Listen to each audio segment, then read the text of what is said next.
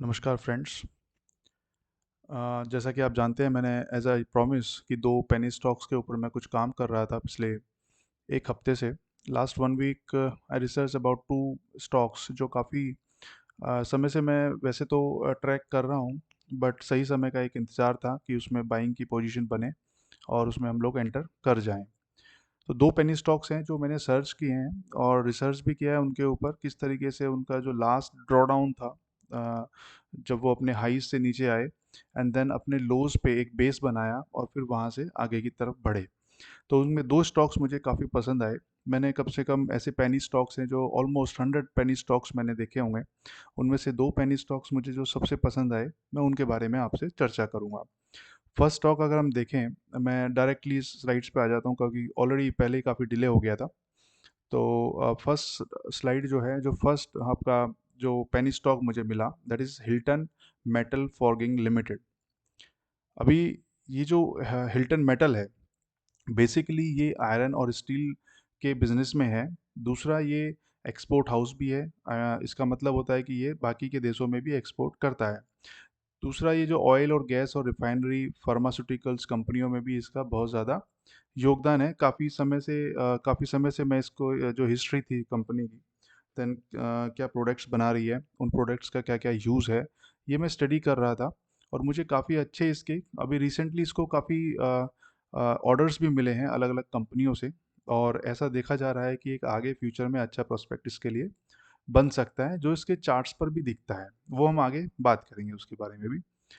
Next जैसे चलते हैं, कुछ टेक्निकल पैरामीटर्स हैं। मैंने इसका जो मंथली चार्ट स्टडी किया है, काफ़ी स्ट्रॉन्ग है। आरएसआई ऑलरेडी 50 के ऊपर चल रहा है।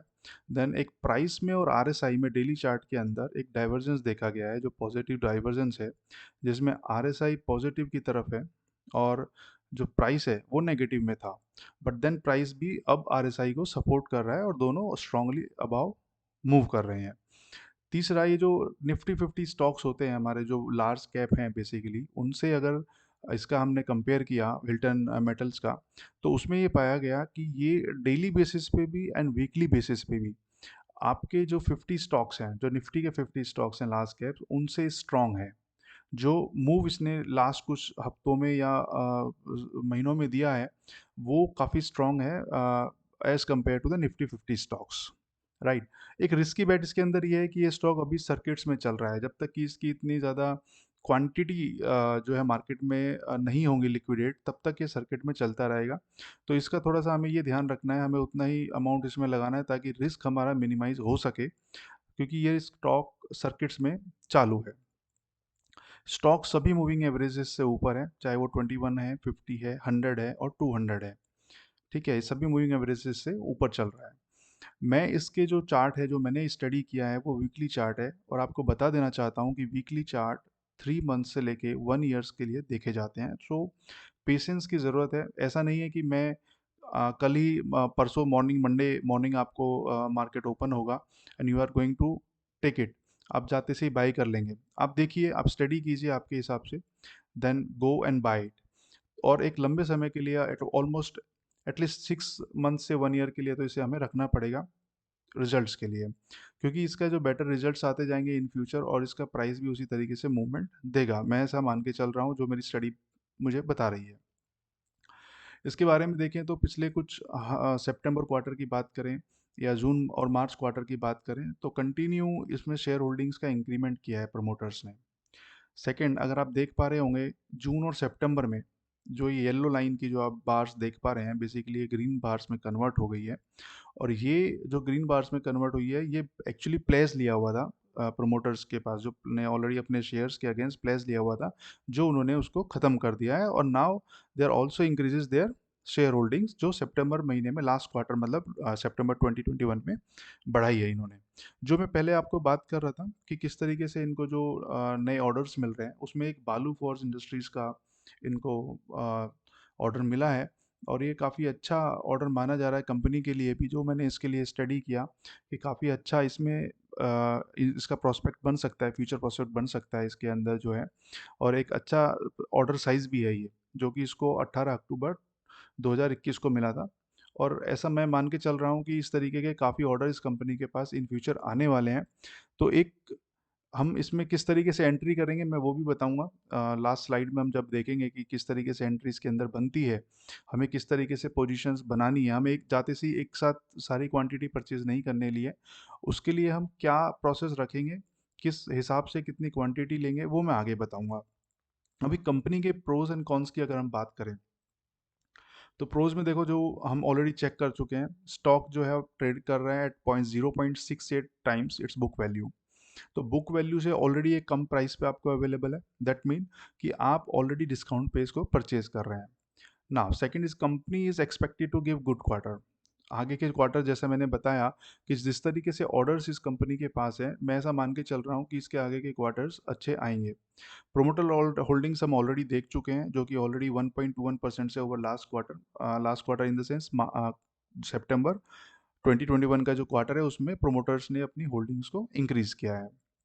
कॉन्स की अगर बात करें तो लो इंटरेस्ट कवरेज रेशियो है, नो डाउट, क्योंकि पुरानी ऑलरेडी हमने देखा कि जो कंपनी के पुराने जो सेल्स थे या पुरानी जो फाइनेंशियल कंडीशंस थी जो मैंने स्टडी करी उसमें काफ़ी डाउन था। जैसा आप देख भी पा रहे हैं company has delivered a poor sales growth of -6.66% over last 5 years. Low return on equity है, कैपिटलाइजिंग द इंटरेस्ट कॉस्ट है, बट जो इसका चार्ट स्टडी कर रहे हैं जिस तरीके से हम उसमें एक पहले जो बेस कभी बनाया था इसने, वही बेस इसने दोबारा बनाया है टॉप से डाउन आने के बाद में, और अब उस बेस से ही आगे बढ़ना शुरू किया है। और कंपनी के पास अभी अच्छे ऑर्डर्स भी आए हैं, और कंपनी वापस से अभी चार्ट्स के हिसाब से, क्योंकि I am a technical analyst, तो चार्ट के हिसाब से ऐसा दिख रहा है कि इसमें एक अच्छी तेज़ी यहाँ से बन सकती है। अगर चार्ट्स की मैं वजह से बात करूँ तो एक ड्रॉ डाउन आप देखिए ₹55 से लेके ₹5 तक आया है। आप जो अगर यहाँ देख पा रहे हो ये वाला जो पोर्शन है, आप देखिए 55 से लेके यहाँ ₹5 तक आया है, एंड देन उसने एक बेस का फॉर्मेशन किया है यहाँ पे। ये एक पूरा बेस फॉर्मेशन किया हुआ है, और ये बेस जो फॉर्मेशन किया है इसने, ये बेस फॉर्मेशन ₹5 से ₹55 तक का है। ये एक स्क्वायर बॉक्स भी आप इसको बोल सकते हैं, डारवास बॉक्स जिसे हम बोलते हैं। वहाँ से इसने एक ब्रेकआउट दिया है, देन यहाँ एक ₹20 के आसपास से इसने ब्रेकआउट दिया है, और मैं यहाँ से ऐसा मान के चल रहा हूँ कि इस प्राइस को 35 के आसपास जाना चाहिए, 35 से 40 के आसपास जाना चाहिए। और इवन उससे हायर कंडीशंस में अगर हम टॉप भी बात करें तो 55 का टॉप इसने लगाया था, जो कि ऑलमोस्ट कवर किया जा सकता है अगर अच्छे क्वार्टर्स के रिजल्ट हमें आगे देखने को मिलते हैं। तो ये था हमारा पहला stock, Hilton metal fogging. Second stock की जो मैं बात कर रहा हूँ, सेकंड स्टॉक है आपका आकाश ऑप्टिफाइबर, राइट। आकाश ऑप्टी फाइबर बेसिकली ये ऑप्टिकल जो फाइबर्स होते हैं जो आप इंटरनेट यूज़ करते हैं, या जो बड़ी बड़ी फर्म्स हैं जो जिनको ऑप्टिकल केबल फाइबर्स की यूज़ की ज़रूरत पड़ती है, वो सभी कंपनियां उनके लिए ये मैन्युफैक्चर भी करती है, देन ये ट्रेडिंग भी करती है। आपका जो है उसका जो फाइबर ऑप्टिकल के ऊपर जो प्लास्टिक रबड़ होता है उसका भी ये मैन्युफैक्चरिंग करती है। तो कई सारे बिजनेसेस हैं इसके, और इसके बिजनेसेस के हिसाब से ये कंपनी को अभी बुक वैल्यू के हिसाब से आप कह सकते हैं कि उतना मार्केट में पार्टिसिपेशन नहीं मिला है, और ये कंपनी फाइनेंशियल्स में बहुत कमज़ोर है बट टेक्निकल्स के अंदर बहुत अच्छी दिख रही है मुझे। सेकंड, जैसे इसके स्लाइड में मैं बात करता हूँ तो मंथली चार्ट्स पे वेरी स्ट्रॉन्ग है आपका, देन इसमें भी पॉजिटिव डाइवर्जेंस मुझे देखने को मिला है प्राइस और आरएसआई में। और ये कंपनी भी स्टॉकली आप जो निफ्टी 50 के स्टॉक्स हैं वो वीकली और डेली बेसिस पे दोनों से काफ़ी स्ट्रॉन्ग मुझे दिख रही है। नो डाउट सर्किट में चल रही है क्योंकि ऑलरेडी बहुत कम क्वांटिटी मार्केट में लिक्विडेट है, तो समय के साथ वो लिक्विडेशन भी बढ़ेगा जब कंपनी का प्राइस इंक्रीज होगा। मूविंग एवरेज में मैं बात करूं इस कंपनी के लिए तो 21, 50 एंड 100 मूविंग एवरेज से तो ऊपर है, बट 200 मूविंग एवरेज से नीचे है। तो जो 200 मूविंग एवरेज का जो एक जो लाइन है वो हमें एक एज ए रेसिस्टेंट हमें वो फेस करना पड़ेगा, no doubt of that. But वो अच्छा है। 200 के पास ऊपर जाने के बाद में काफ़ी लोग ऐसे ट्रेडर्स हैं जो हमेशा स्टॉक्स को 200 मूविंग एवरेज के ऊपर ही बाई करते हैं फॉर लॉन्ग टर्म। तो हमारी पोजीशन पहले से बनेगी क्योंकि हम एक बेस को यहाँ बनते हुए देख रहे हैं, जैसा कि मैं आपको चार्ट पे दिखा देता हूँ उसके बाद में भी। और यहाँ पर एक छोटा सा ये है कि इनकी जो प्रोमोटर्स की जो होल्डिंग्स हैं वो कहीं ना कहीं इंक्रीज हुई, पहले से इंक्रीज नहीं हुई है, सेम चली है, बट प्लेज इन्होंने किया है मार्च क्वार्टर में। मार्च क्वार्टर के बाद से मार्च में, जून में एंड सितंबर में तीनों क्वार्टर्स में इन्होंने अपने प्लेजिंग करी है जो शेयर्स की है। डेब्ट शायद उनके अगेंस्ट बैंक से लिया होगा, ऑब्वियसली बात है। बट उसको इस तरीके से भी देख सकते हैं कि कंपनी का जो एक्सपेंशन ये कर रहे हैं या कंपनी के लिए जो नए ऑर्डर्स आ रहे हैं उनको फुलफिल करने के लिए इन्हें पैसों की ज़रूरत है। उसका एक हिस्सा इन्होंने शेयर्स को प्लेस करके लिया है, जो मैंने रिसर्च के हिसाब से मुझे मिला है। अगर मैं इसके टेक्निकल्स की बात करूं तो टेक्निकल्स में आप देखिए एक ड्रॉ डाउन रहा है 44 रुपीज़ 46 रुपीज़ के आसपास से ऑलमोस्ट 2.6 रुपीज़ तक डाउन आया है। आप ये जो देख पा रहे होंगे बेस का 2 रुपीज़ तक नीचे आया है, और वहाँ से एक बेस फॉर्मेशन करने के बाद 8.60 के आसपास है। ये ट्रेंड लाइन का एक सपोर्ट ले रहा है। अभी हम इसको लाइव चार्ट के ऊपर भी देखेंगे वहाँ पर किस तरीके से दिखता है। और ये यहाँ पर एक बेस बनाने के बाद में एक डारवास बॉक्स बनाने के बाद ब्रेकआउट दिया था, देन फेल आया, देन जो डारवास बॉक्स का जो बीम है, आप कह सकते हैं जो अपर बीम यहाँ बनेगी, उसको ये टेस्ट किया है। और इसमें मैं एक ऐसा मान के चलता हूँ कि यहाँ से हम एटलीस्ट 3x टू 4x देख सकते हैं इस स्टॉक को, जो कि प्राइस भी हमें दे रहा है, बता रहा है। और उसका जो फॉर्मेशन है, फाइनेंशियल्स हैं, या उसकी जो ऑर्डर बुक है, वो सभी हमको ये कंफर्म कर रही है कि इसमें एक अपमूव बन सकता है। देखिए, मैंने दो स्टॉक्स आपके सामने एज प्रॉमिस आपके सामने रखे हैं, पेनी स्टॉक्स हैं। दोनों की प्राइस लेस देन 25 रुपीज़ है। एक 10 रुपीज़ से भी कम है, एंड देन जो सेकंड जो है वो ऑलमोस्ट 23 रुपीज़ के आसपास है। दोनों में ही मेरा ये मानना है, और मैं आपको ये सजेस्ट करना चाहूँगा कि दोनों में ही आप इक्वल अमाउंट लगाएँ। कुछ risk, some basic risk portfolio की बात करूँ तो इसमें ये चीज़ें हमें ध्यान रखनी है कि हमेशा आपका रिस्क कितना है और रिवॉर्ड कितना है, उसके हिसाब से ही आपको पैसे लगाने हैं। क्योंकि ये एक पेनी स्टॉक्स हैं, यहाँ पर इसमें एक अप मूव बन सकता है, वहीं साथ में हमें ये भी ध्यान रखना है कि हमारे पैसे जो हमने लगाए हैं वो भी जा सकते हैं। क्योंकि जो मैं देख पा रहा हूँ फाइनेंशियल्स हैं या टेक्निकल्स हैं, वो सब एक तरफ है, बट कंपनी का प्रमोटर क्या कर रहा है अंदर, ये किसी को नहीं पता है। That's why we should invest only that amount जिसके लिए हम पूरा रिस्क ले सकें। सेकंड जो मैं आपको एक सजेशन देना चाहूँगा, that is penny stocks will move in the circuit. तो ये सर्किट में ही ऊपर चलेंगे तो सर्किट में भी नीचे आएंगे जब करेक्शन आएगा। तो उस टाइम पे आपको घबराना नहीं है, जब क्योंकि आप लॉन्ग टर्म के लिए आप रख रहे हैं, एटलीस्ट मिनिमम 1 ईयर के लिए रख रहे हैं। तो जब भी ये सर्किट्स में डाउन आएंगे तो आपको उसके लिए घबराना नहीं है। दोनों ही कंपनियों में आपको इक्वल अमाउंट इन्वेस्ट करना है। सपोज करिए आप आकाश ऑप्टिफाइबर में डालते हैं या हिल्टन में डालते हैं, तो दोनों में ही या तो 10,000 डालिए या 20,000 डालिए, जो भी आपको लगता है 5,000 डालिए, इक्वल अमाउंट रखिएगा।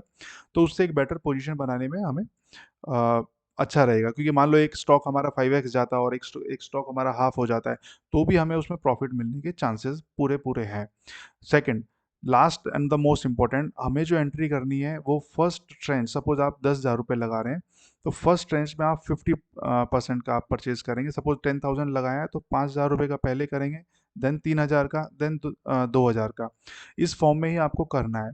और 5,000 रुपये का जो आप फर्स्ट ट्रेंच ले रहे हैं वो आप डायरेक्टली मंडे को ले सकते हैं। देन आप 30% का वेट करेंगे, अगर वहाँ पर कोई यहाँ से इस प्राइस से 10% डाउन जाता है तो 30% का इन्वेस्टमेंट करेंगे। उसके बाद अगर 20% का 10% का जाता है तो आप 20% का उसमें इन्वेस्टमेंट करेंगे। इस तरीके से हम इसे इन्वेस्ट करेंगे अमाउंट को। क्योंकि एक हम ऐसा मार्केट भी देख रहे हैं जहाँ पर एक करेक्शन इन नियर फ्यूचर हो सकता है। तो उसको ध्यान में रखते हुए भी अपनी पोजीशन को हमने 3 हिस्सों में बाँटा है, ताकि हमको मैक्स टू मैक्स बेनिफिट हो सके। देखिए, अब मैं लाइव इसको एक चार्ट पे भी देख लेते हैं हम दोनों स्टॉक्स को जो है। जैसे हिल्टन फाइबर का मैंने अभी खोला हुआ है। अब मैं इसमें ड्राइंग्स थोड़ा-सा ये हटा देता हूँ, जैसा कि मैंने जैसे बनाया हुआ है इसके अंदर जो है, ठीक है? तो ये मैंने इनको डिलीट कर दिया। आप देख पा रहे हैं, इसके अंदर ये मूविंग यहाँ से आपकी तरफ आ रहा है। बिल्कुल ये डाउन ट्रेंड इसमें चला यहाँ पर, एंड देन एक हम यहाँ से ये डाउन ट्रेंड आप देख पा रहे हैं, पूरा टोटल यहाँ तक डाउन ट्रेंड था आपका इस रुपीज़ तक, ऑलमोस्ट 6 रुपीज़ तक नीचे आया। देन एक फेस यहाँ पर उसने एक बेस फॉर्मेशन किया। यहाँ के आसपास आने के बाद में आप ये देख सकते हैं, बेस फॉर्मेशन करने के बाद में एक अप मूव दिया है। देन अप मूव के बाद एक इसने डारवास बॉक्स को यहाँ ब्रेक किया है, जो आप ये डारवास बॉक्स मेरे हिसाब से आपको दिख रहा होगा प्रॉपरली। इसको मैं अगर और थोड़ा सा रेक्टेंगल बॉक्स में ले लूँ तो आप इसको बेटर है इस तरीके से देख सकते हैं, ठीक है? इस बॉक्स को इसने ब्रेक किया है, और बॉक्स को ब्रेक करने के बाद में अब मेरा जो फर्स्ट टारगेट था ये यहाँ पे आ चुका है।